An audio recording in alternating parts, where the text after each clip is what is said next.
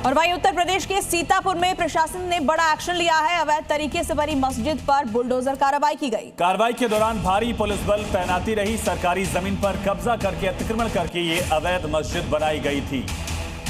UP के सीतापुर से तस्वीरें हम आपको दिखा रहे हैं। बुलडोजर एक्शन की तस्वीर देखिए। अवैध मस्जिद पर बुलडोजर कार्रवाई की गई है भारी पुलिस बल की मौजूदगी में। बड़ा एक्शन, पुलिस मौजूद रहा, पुलिस का जाब्ता मौजूद रहा। इसी तरह से प्रशासनिक अधिकारी मौजूद रहे और कोई चुनौती ना हो, इसीलिए सुबह सुबह कार्रवाई की गई ताकि भीड़ वहां ना जुटे।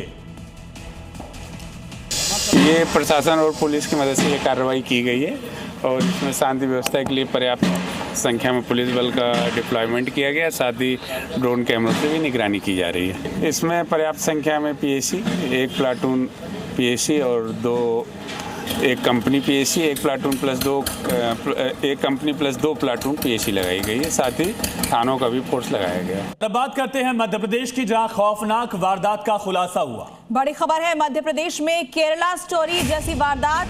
हिंदू लड़कियों को फंसाने का खुलासा हुआ है। ब्यूटी पार्लर के बहाने इन लड़कियों को बुलाया जाता था। और आरोप है यास्मीन नाम की लड़की पर कि लड़कियों के वीडियो बनाती थी। पति भाई भी इस रैकेट में शामिल थे।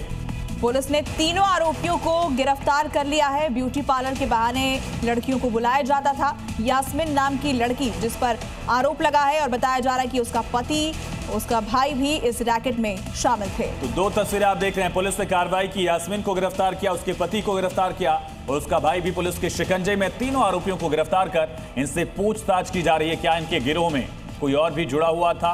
क्या इनका कोई सरगना भी है? तमाम सवाल।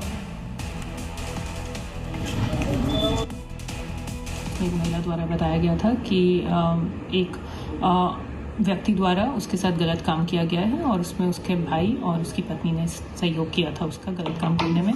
तो पुलिस द्वारा इसमें गंभीरता देखते हुए उनको राउंड अप किया है और कार्रवाई आगे की जो है वो की जा रही है। मैम, उसमें कितने आरोपी बनाए गए?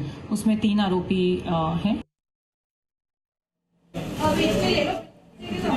तो ये पूरी घटना गुना के गुलाबगंज इलाके की है, जहां पर 22 साल की यास्मीन हिंदू लड़कियों को ब्यूटी पार्लर का काम सिखाने के बहाने बुलाती थी और फिर अपने पति और भाई से उन लड़कियों का रेप करवाती थी। फिर वीडियो बनाकर लड़कियों को ब्लैकमेल किया जा रहा था। अब ये तीनों आरोपी पुलिस के शिकंजे में हैं। देहरादून से, जहां गाड़ी ओवरटेकिंग के बाद फायरिंग का मामला सामने आया। इस फायरिंग में ब्रिगेडियर की मौत हो गई है। मॉर्निंग वॉक कर रहे थे ब्रिगेडियर, 2 गुटों में ये फायरिंग हो रही थी और इसी दौरान ब्रिगेडियर को गोली लगी जिसमें उनकी जान चली गई। देहरादून से इस वक्त ये बड़ी खबर आपको बता रहे हैं। तो गाड़ी ओवरटेकिंग के बाद विवाद हुआ। विवाद में 2 गुट आपस में लड़ रहे थे और इसी दौरान वहां से गुजर रहे, मॉर्निंग वॉक कर रहे एक ब्रिगेडियर इस फायरिंग का शिकार हुए।